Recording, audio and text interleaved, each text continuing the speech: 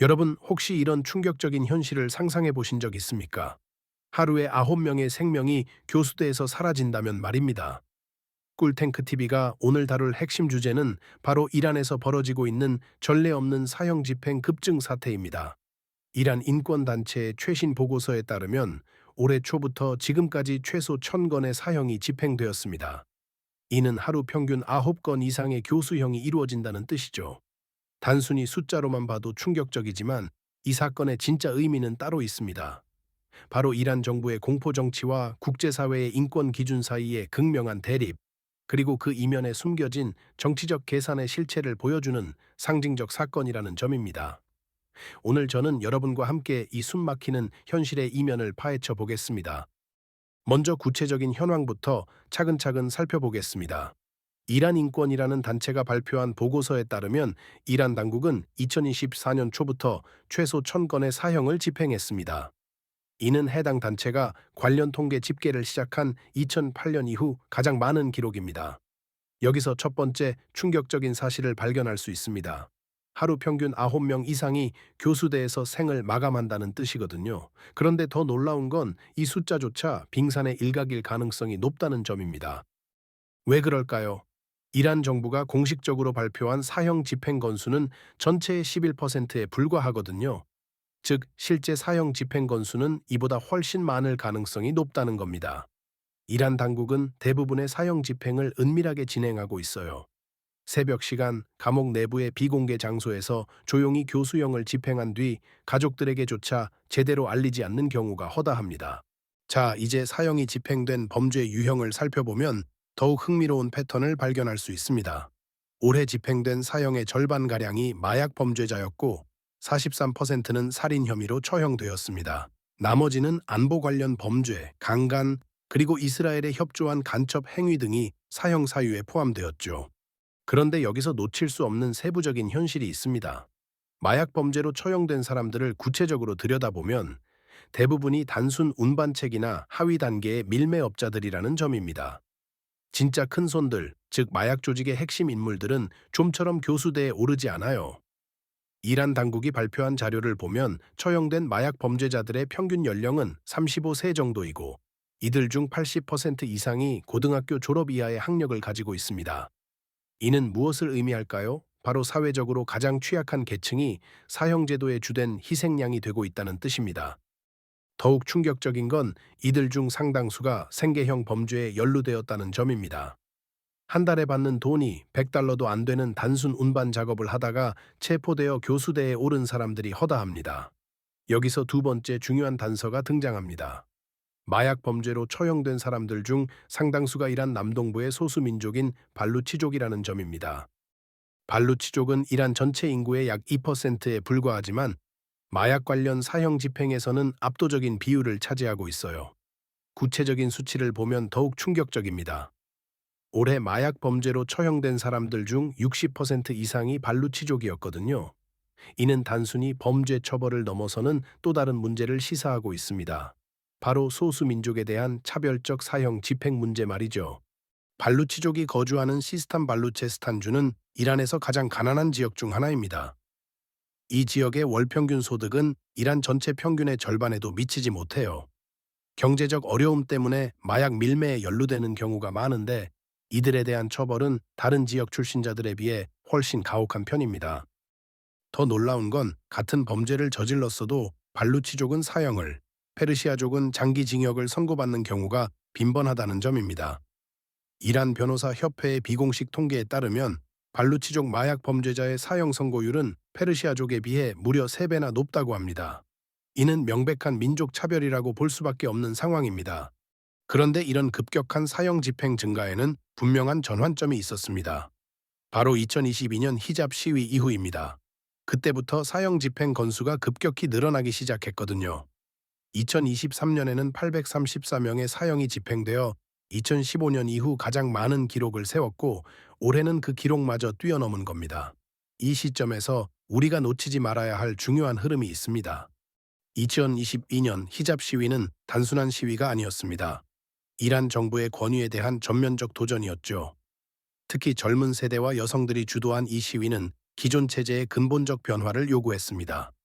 마흐사 아민이라는 22살의 젊은 여성이 히잡을 제대로 착용하지 않았다는 이유로 도덕 경찰에 체포된 후 의문사한 사건이 발단이었어요. 그녀의 죽음은 이란 전역에 반정부 시위에 불길을 당겼습니다. 그리고 바로 그때부터 이란 정부는 사형 집행을 급격히 늘리기 시작했습니다. 우연의 일치일까요? 절대 그렇지 않습니다. 이는 명백히 계획된 대응 전략이었습니다. 자, 여기서 세 번째 중요한 패턴을 발견할 수 있습니다. 사형 집행이 늘어난 시기와 반정부 시위가 확산된 시기가 정확히 일치한다는 점입니다. 이는 이란 정부가 사형 제도를 정치적 통제 수단으로 적극 활용하고 있다는 강력한 증거입니다. 더욱 주목할 점은 사형 집행 방식의 변화입니다. 과거에는 주요 사형 집행을 공개적으로 발표하며 일종의 경고 효과를 노렸다면 최근에는 대부분의 사형을 비공개로 진행하고 있습니다. 왜 그럴까요? 바로 국제사회의 비판을 피하면서도 내부적으로는 공포 분위기를 조성하려는 이중 전략이라고 볼 수 있습니다. 완전히 숨길 수는 없지만 그렇다고 대놓고 자랑할 수도 없는 애매한 상황에서 나온 전략이죠. 그리고 여기서 네 번째 중요한 발견이 나옵니다. 사형 집행 대상자의 구성을 보면 정치범보다는 일반 범죄자의 비율이 훨씬 높다는 점입니다. 이는 매우 교묘한 전략입니다. 정치범을 직접 처형하면 국제적 비난이 거세지지만 일반 범죄자를 대량으로 처형하면서 간접적으로 공포 분위기를 조성하는 겁니다. 특히 마약 범죄자에 대한 사형 집행을 늘린 것도 같은 맥락에서 이해할 수 있습니다. 마약 범죄는 국제적으로도 심각한 범죄로 인정받기 때문에 표면적으로는 정당한 법 집행으로 포장할 수 있거든요. 하지만 실제로는 사회 전반의 공포감을 확산시키는 효과를 노리고 있는 겁니다. 이란 정부는 이런 식으로 합법적 테러라고 불릴 만한 극단적 통치 방식을 구사하고 있습니다. 법의 이름으로 자행되는 체계적인 공포 정치라고 할 수 있어요. 이제 이 사건을 깊이 파고들어 보겠습니다. 이번 사태의 본질을 파악하기 위해 관련 정부 보고서는 물론 국제기구의 최신 동향 자료까지 샅샅이 살펴봤는데요. 그 결과 예상치 못했던 하나의 거대한 그림이 완성되더군요. 이란의 사형 집행 급증은 단순히 범죄 처벌 강화가 아니었습니다. 이는 정권 유지를 위한 체계적인 공포 정치의 일환이었던 겁니다.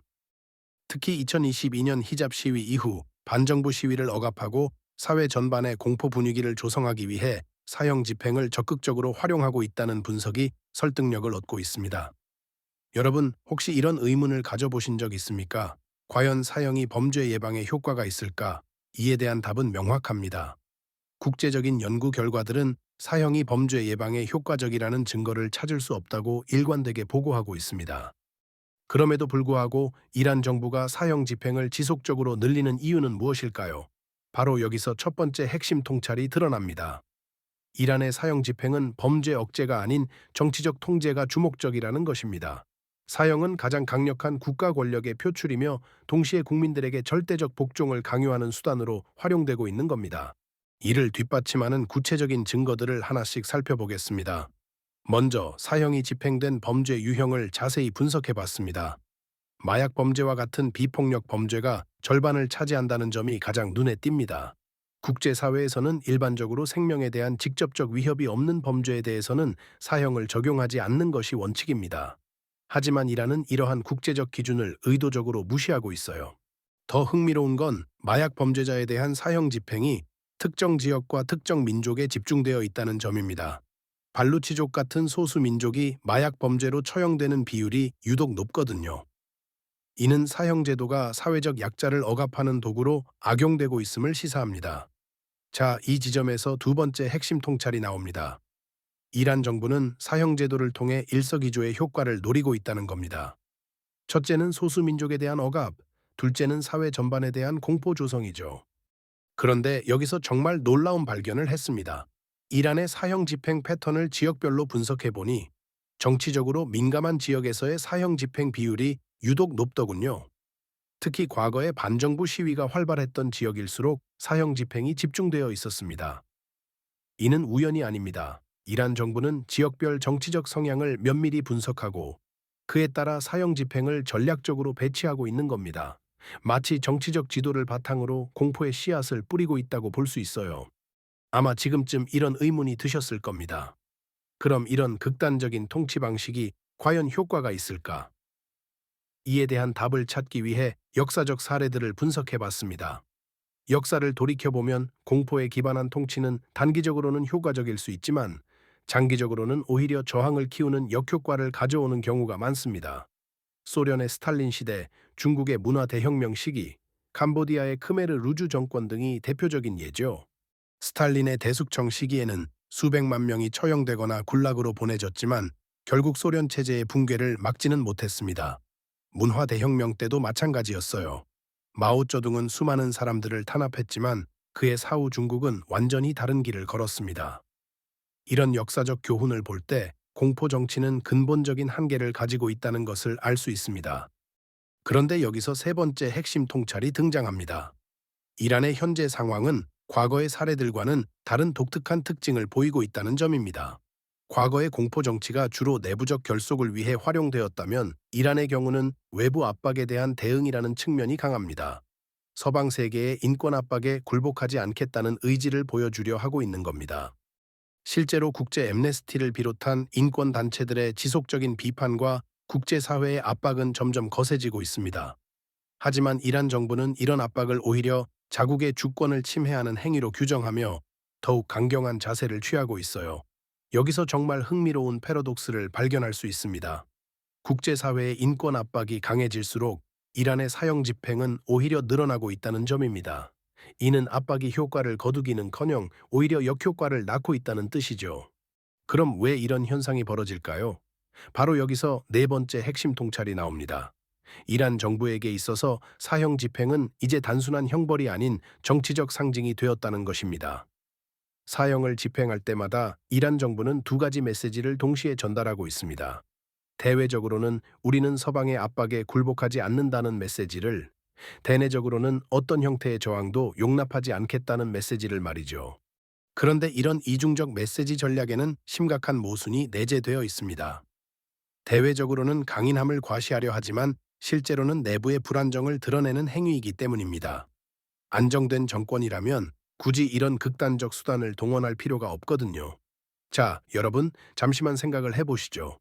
만약 이란 정부가 정말 국민들의 지지를 받고 있다면 과연 이렇게 많은 사람들을 처형해야 할 이유가 있을까요? 답은 명백합니다. 없다는 겁니다. 이는 곧 이란 정부가 내부적으로 상당한 위기감을 느끼고 있다는 방증입니다. 특히 젊은 세대를 중심으로 한 반정부 정서가 확산되고 있고 이를 무력으로 억압하려는 시도가 사형 집행 급증으로 나타나고 있는 겁니다. 여기서 다섯 번째 핵심 통찰을 도출할 수 있습니다. 현재의 사형 집행 급증은 이란 체제의 취약성을 보여주는 지표라는 점입니다. 정치학적 관점에서 보면 권위주의 체제는 위기에 처할수록 더욱 극단적인 억압 정책을 펼치는 경향이 있습니다.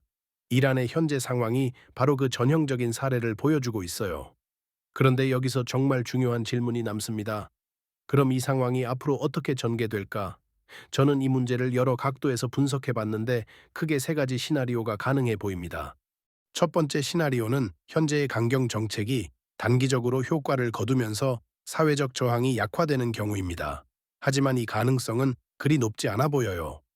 왜냐하면 공포 정치는 일시적으로는 효과적일 수 있지만 근본적인 문제 해결책이 될 수는 없기 때문입니다.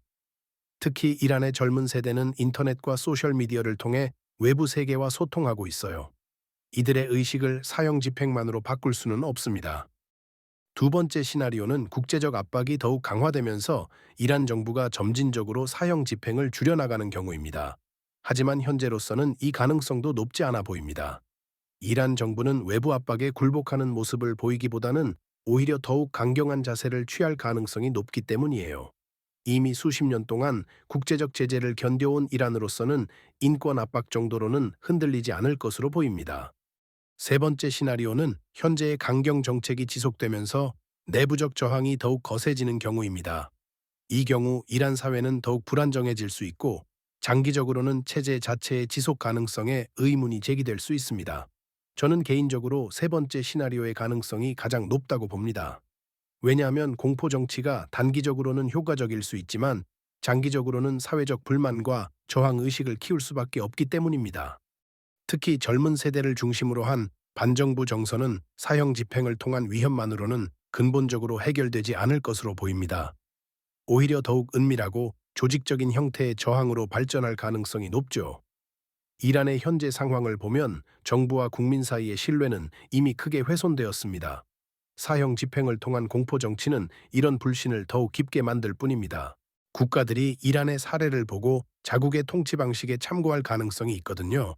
이는 중동 지역 전체의 인권 상황 악화로 이어질 수 있는 우려스러운 상황입니다. 그렇다면 이 사태가 우리에게는 어떤 의미를 가질까요? 첫째, 이란의 사형 집행 급증은 중동 지역의 정치적 불안정이 심화되고 있음을 보여주는 중요한 지표입니다. 정권이 안정적일 때는 굳이 이런 극단적 수단을 동원할 필요가 없기 때문입니다. 둘째, 인권과 정치적 안정 사이의 딜레마를 명확히 보여주고 있습니다. 단기적 통치 안정을 위해 인권을 희생하는 것이 과연 지속 가능한 전략인지에 대한 근본적 질문을 던지고 있습니다. 셋째, 국제사회의 인권 압박이 실제 효과를 거두기 위해서는 더욱 체계적이고 지속적인 접근이 필요함을 시사합니다. 단순한 비난 성명을 넘어서는 실질적 압박 수단이 필요한 시점입니다. 하지만 여기서 한 가지 희망적인 신호도 발견할 수 있습니다. 극단적 억압이 심해질수록 국제사회의 관심과 연대도 더욱 강해지고 있다는 점입니다. 이는 장기적으로 변화의 동력이 될 수 있습니다. 오늘의 분석이 단순히 하나의 사건을 아는 것을 넘어 우리가 어떤 가치를 추구하며 살아가야 할지 함께 고민하는 계기가 되었기를 바랍니다. 세상은 복잡하지만 꿀탱크 TV는 언제나 핵심을 짚어드립니다. 감사합니다.